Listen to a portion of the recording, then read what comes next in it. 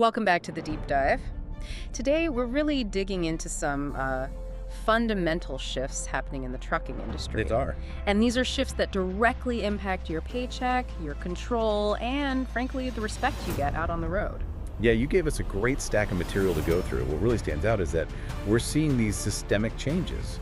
They're driven by regulation, but also by these quiet, almost hidden market forces. Hidden levers. That's what we're investigating right now. The things you don't always see, but they're the ones that decide whether you can really make it as an owner-operator. Exactly. And our mission today is to unpack these. We're drawing on some really sharp perspectives, especially from voices like Hervey at Life as a Trucker, who points out that the system is, well, it's often designed to keep you dependent. Right, but understanding how it works, that's the key. That's the first step to getting out on your own terms. We're talking consolidation and economic squeeze and thankfully, one pretty significant win for drivers.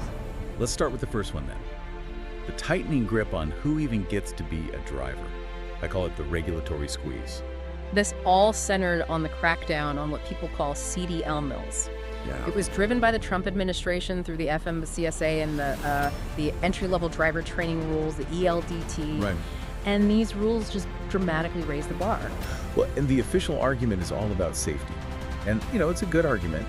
A lot of these CDL mills, they were just pushing for volume. Pushing for cash. Pushing for cash, exactly. Giving drivers just enough to pass a test, but not enough to handle, say, a mountain grade in the snow or a trippy blindside back. The ATA, the American Trucking Associations, they loved it. They said it raises the bar for professionals. And who can argue with more safety? Nobody. But this is where that other viewpoint comes in, the skeptical driver's perspective. Many truckers look at this and see, well, more than just safety, they see a strategic power play.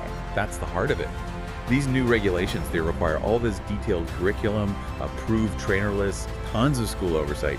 And while that sounds good for quality, It creates this huge administrative and financial burden for the little guy, the small independent schools. the ones run by retired truckers, Hmm? the guys who actually have that real world knowledge they want to pass on, they can't afford a compliance team to jump through all these new hoops. So they fold. And when those small schools fold, what do you get? You get massive consolidation. And that's where the control comes in. Exactly. When the competition is gone, the big carriers, the ones who rely on that constant stream of new, cheap labor. The ones with the low-paying contracts and those crippling lease purchase schemes. Yes, they gain control of the training pipeline itself. Instead of having options, new drivers are funneled directly into these carrier-owned programs. That's the recruitment funnel Hervey warns about. It is. The voices that might challenge the system, they disappear from the training side of things. And what some insiders are predicting is that by, say, 2026, that door to getting a CDL might just slam shut. So it becomes more expensive, harder to pass. And trucking becomes a kind of pay-to-play system, all controlled by the biggest industry players. Okay, so that's the control over who gets in the door. The next logical step, if you're controlling the pipeline, is controlling how much you pay those drivers. Which brings us to part two, the economic squeeze. This is a true hidden lever move. The quiet pressure of the market. It's all about the update to the National Motor Freight Classification Codes, the NMFC, quietly pushed through by giants like FedEx Freight. I love this definition I read. The NMFC is like the IRS tax code of the freight world. That's perfect. It's dense, it's complicated, and it determines everything about how a load gets priced. So break that down. How does it work? Basically, the NMFC assigns a freight class to every item based on things like density, how easy it is to handle, liability. That class dictates the rate. FedEx just went and updated the codes for hundreds of common items. Like what? Things you see all the time. Consumer electronics, furniture, appliances. And this wasn't for charity, I'm guessing. Oh no. It's a very shrewd move to protect their profit margins. See, they shifted how some things are classified, moving more towards density. So something that's light but really bulky, like a big TV. Or a cabinet. Right. It might jump up several freight classes. Which means it costs the shipper more to send it through FedEx. Yes, but here's where the squeeze on the independent driver happens. While some items go up, others shift down.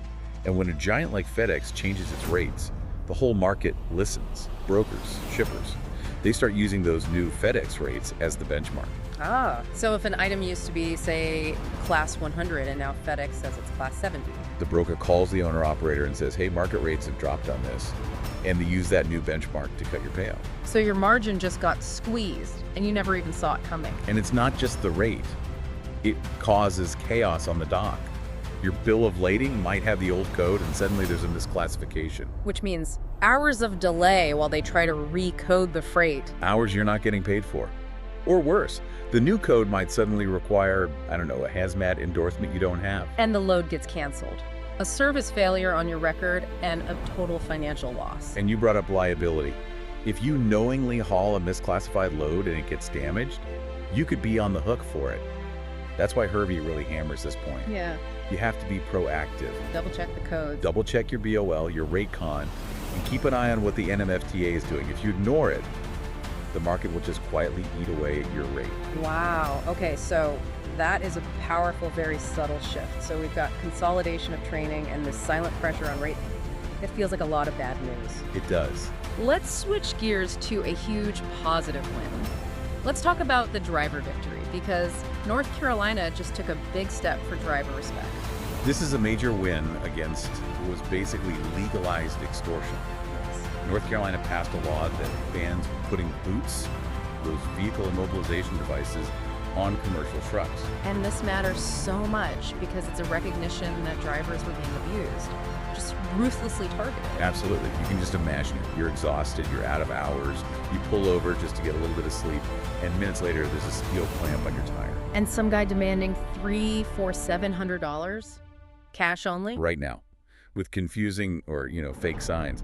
It held drivers hostage. And if you have a reefer load that's time sensitive, that delay could ruin the whole load, thousands of dollars lost. So this law, it sets a fantastic precedent. Yeah. It says truckers deserve basic respect and a safe place to rest. It acknowledges that a tired driver is a danger, and penalizing them for resting safely is just, it's insane. It also cuts down on those awful roadside arguments. For sure. Now we should add a quick note here. The caveat. Towing is still legal, so you still have to park smart. But this ban stops that instant immobilization, that predatory cash grab. It's a genuine win that happened because drivers spoke up. Okay, that brings us to our final and I think most important part. We've seen how the CDL pipeline is being consolidated, how economic pressure is being applied through these quiet NMFC shifts, and the daily struggle for just basic dignity with parking. And all of it points to the same idea. The system isn't really built for the independent driver to win. It's designed to create dependence. It lets to burnout, to debt, to risk. But that's where the opportunity is. If the big players control how you get in and what you get paid, then your leverage, your solution, has to come from something else. Something you can control. Your time off the clock. This is the actionable strategy, right? The idea of building financial resilience using your off-duty time. Managing your time not just for shippers, but for yourself. For your own survival. It means going beyond the CDL. It means learning and using digital skills to create stable, recurring income streams that have nothing to do with the freight market. A financial shield. That's the perfect term for it, a financial shield. Let's get specific though, because digital skills can sound a little vague. What are we talking about here? We're talking about using accessible AI tools to automate your own business. Imagine AI doing your compliance checks, or organizing your bookkeeping, or using your off-duty time to create digital content. Like vlogs, guides. Niche marketing services for other drivers. Things that generate monthly recurring revenue. You have incredible niche expertise, and you have these big blocks of off-duty time where you can't drive, but you can build a digital asset. So that recurring income is what protects you when freight rates suddenly drop 20%. Or when a carrier you rely on goes bankrupt overnight. It's true peace of mind.